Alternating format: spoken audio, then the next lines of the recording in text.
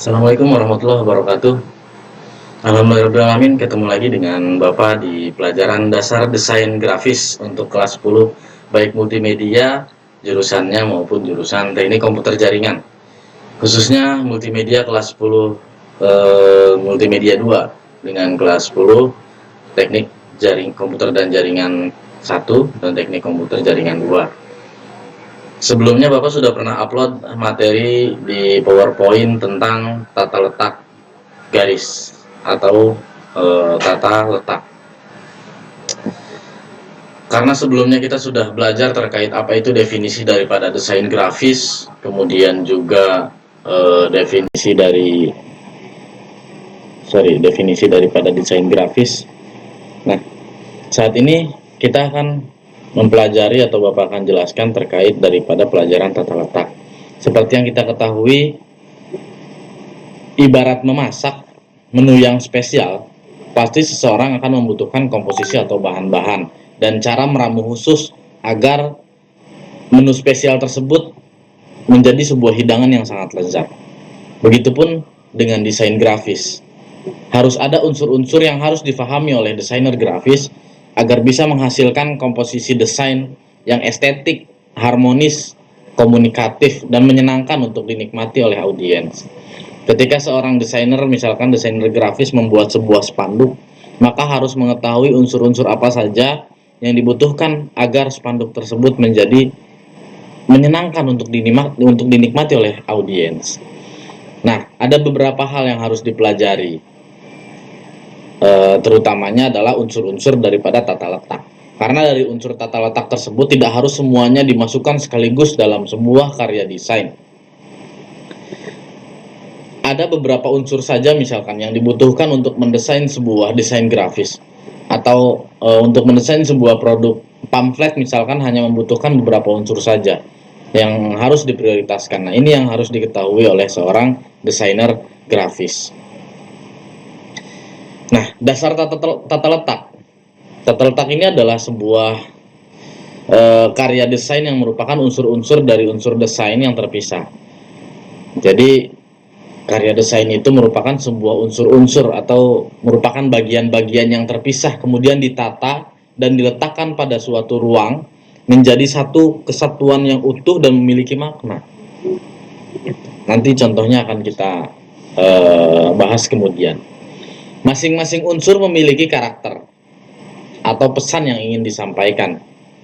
Misal sebuah bidang memiliki warna. Satu bidang misalkan ada warnanya apakah misalkan green, hijau, atau blue misalkan. Kemudian juga memiliki tekstur dan juga garis yang bisa tersusun tebal, tipis, dan lain sebagainya. Sesuai dengan kebutuhan garis yang akan diletakkan dalam sebuah tata ruang tersebut.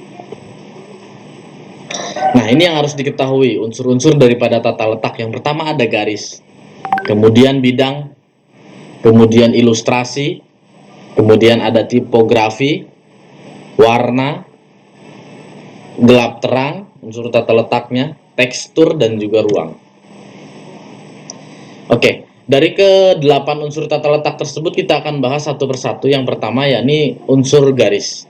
Garis ini adalah unsur rupa yang terbuat dari rangkaian titik yang terjalin memanjang menjadi satu. Jadi titik itu adalah awalnya dia hanya garis itu awalnya hanya sebatas titik, kemudian dijalin memanjang menjadi satu sehingga terlihatlah seperti nyambung. Garis juga dapat diartikan gabungan titik yang memiliki arah panjang dan ketebalan tertentu, serta juga menjadi batas limit suatu bidang atau warna. Misalnya ada kotak, nah itu batas limit kotaknya itu akan dibatasi oleh garis yang merupakan gabungan daripada titik. Nah, ada macam-macam garis yang harus diketahui. Pertama, macam-macam garis berdasarkan orientasinya. Ada garis horizontal atau memanjang ke samping, ada garis vertikal.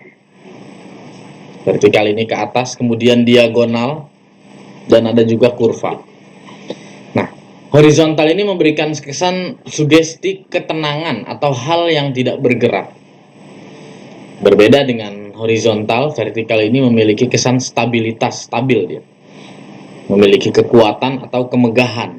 Ini vertikal. Kemudian diagonal, memberi kesan tidak stabil, sesuatu yang bergerak atau dinamis, tidak monoton. Kemudian garis kurva memiliki kesan keanggunan dan juga halus. Nah, ini macam-macam garis berdasarkan gaya. Yang pertama ada solid. Solid ini garis kokoh. Dia tidak terlihat putus-putus, semuanya memanjang. Kemudian ada dot. Dot ini titik-titik. Kemudian ada dash strip. Dash strip ini lurus cuma agak putus-putus, tidak seperti titik. Ada juga dash dot, strip plus titik. Strip titik, strip titik. Ada juga zigzag dan free, garis bebas. Kemudian ada kombinasi garis antara vertikal dan horizontal. Ini contohnya seperti di bawah, gabungan antara vertikal dan horizontal, vertikal dan horizontal, vertikal dan horizontal. Ini memberikan kesan formal, kokoh, dan juga tegas. Contoh penggunaan garis ini dapat dilihat pada gambar bangunan biasanya. Kemudian kombinasi garis.